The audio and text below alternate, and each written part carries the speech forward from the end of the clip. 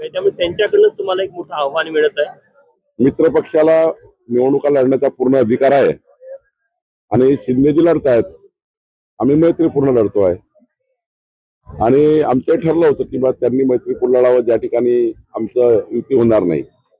आणि आम्ही ठरवलं आहे की जिथे मैत्रीपूर्ण लढत आहे तिथे कुठलाही मतभेद आणि मनभेद होणार नाही याची काळजी आम्ही घेतली आहे. मतांचं विभाजन होत आहे, लाडक्या बहिणी असेल का हिंदुत्ववादी मत असेल, नाही, त्याची आपण फार काळजी करायची नसतं. शेवटी मताचे विभाजन होईल की काय होईल, पण मला विश्वास आहे भारतीय जनता पार्टी आणि आमची महायुती 2/3 बहुमताने येईल, 51% मतं घेऊन येईल. शेवटी त्यांना त्यांचा अधिकार आहे, आमचा आम्हाला अधिकार आहे. आणि मित्रपक्ष म्हणून आम्ही आमची पातळी मेंटेन करतोय. कुठे आम्ही मित्रपक्षाला त्या ठिकाणी खूप काही त्यांच्या विरुद्ध जाऊन एकदम हेवी त्या ठिकाणी त्यांना प्रचारामध्ये काही टार्गेट करून काम करत नाही. विरोधकाकडनं प्रचाराची पातळी खालावते असं तुम्हाला वाटतं का? वैयक्तिक चालले विरोधक? नाही, विरोधक हे घाबरलेले आहे. त्यांना काँग्रेसचं जहाज डुबताना दिसत आहे. हर्षवर्धन सपकाळ वाईट स्टेटमेंट करताय, वाईट बोलतायत. इकडे नाना पटोले वाईट बोलायला लागलाय. वडेट्टीवारनी पातळी सोडली आहे. त्यामुळं काँग्रेसच्या नेत्यांनी पातळी सोडली आहे. पण शेवटी जनतेने विधानसभेच्या निवडणुकीमध्ये त्यांना जागा दाखवली. आताही मात्र या निवडणुकीत लोक त्यांना जागा दाखवतात. विश्वासात न घेता स्वबळाची घोषणा केली असं ठाकरे गट म्हणालेलं आहे मुंबईमध्ये. नाही, त्यांचं काय चालतंय आपल्याला काही कळत नाही. त्यांचे अविचारी आहेत. हे सर्व लोक महाविकास आघाडीचे एक आले आहेत. हे केवळ भारतीय जनता पार्टीचा विरोध म्हणून एक आले आहे. यांची वैचारिक काही मूल्यता नाही आहे, यांची वैचारिक पातळी नाही आहे. आणि महायुतीचा जसा विचार आहे एकसंघ, तसा महाविकास आघाडीला कुठे विचार नाही. वेगवेगळ्या पक्षाचे वेगवेगळ्या विचाराचे लोक केवळ भारतीय जनता पार्टी आणि माननीय मुख्यमंत्री देवेंद्र फडणवीसजींना एकटं पाडण्याकरता, देवेंद्रजींना टार्गेट करण्याकरता यांची ही महाविकास आघाडी आहे. पण विधानसभेच्या निवडणुकीचे परास्त झाले आणि यावेळी यांनी किती षडयंत्र केले, काही विचार केला, एकत्र असले की नसले आम्हाला काही फरक पडत नाही.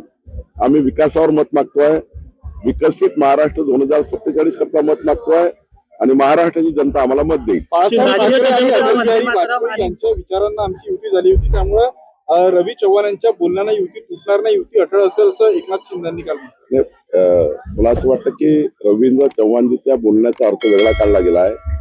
ज्या ठिकाणी आम्ही वेगळं लढतोय त्या ठिकाणी ते भाजपाच, आम्ही आपल्या पक्षाचं काम करतो. त्यामुळं त्या ठिकाणी तर शक्य नाही की महायुती बोलणे. पण ज्या ठिकाणी भाजपच लढत आहे त्या ठिकाणी रवींद्र चव्हाण बोलले आहेत आपल्या पक्षाला निवडून आणण्याकरता. त्यामुळं राज्यस्तरीय महायुतीवर काही याचा फरक पडतो का, तर फार फरक पडत नाही. हे तालुकास्तरीय किंवा नगरपंचायतस्तरीय, नगरपालिका स्तर महायुतीमध्ये काही आम्ही मित्र पक्ष लढतो आहे. त्या ठिकाणी शिंदेजी प्रचार करताय, देवेंद्रजी प्रचार करताय, आम्ही प्रचार करतो आहे आणि रवींद्र चव्हाण प्रचार करताय. त्यामुळे ते तर भारतीय जनता पार्टीचं काम करतील आणि पक्षाचा नेता म्हणून, अध्यक्ष म्हणून त्यांना भाजप करताच बोलावं लागेल. तुम्ही म्हणता की मैत्रीपूर्ण लढत होते राज्यात अनेक ठिकाणी, मात्र प्रचारात आरोप प्रत्यारोप हे सिगेला आता त्यांचा कॅन्डिडेट निवडून आला का त्यांनी तारीफ करतील का, हे तर तुम्हालाही माहिती आहे. काही तर बोलावं लागेल, काही तर सांगावं लागेल. प्रचाराच्या रणधुमाळीमध्ये फार काही डोकं लावायचं नसतं. त्या ठिकाणी हे प्रचारामध्ये चालतं की आपण टीका. सिंधुदुर्गमध्ये सिगेला पोहोचलाय, काही सिगेला पोहोचलं नाही आहे. काही बोलतं, काही यातनं काही फरक पडत नाही आहे. उद्या तुम्हाला दिसेल 2 तारखेनंतर की महायुती पुन्हा भक्कम झाली आहे. समितीचे तुम्ही अध्यक्ष आहात. लक्ष्मण हाके म्हटले की या हिवाळी अधिवेशनात बैठक घेतली जाणार का?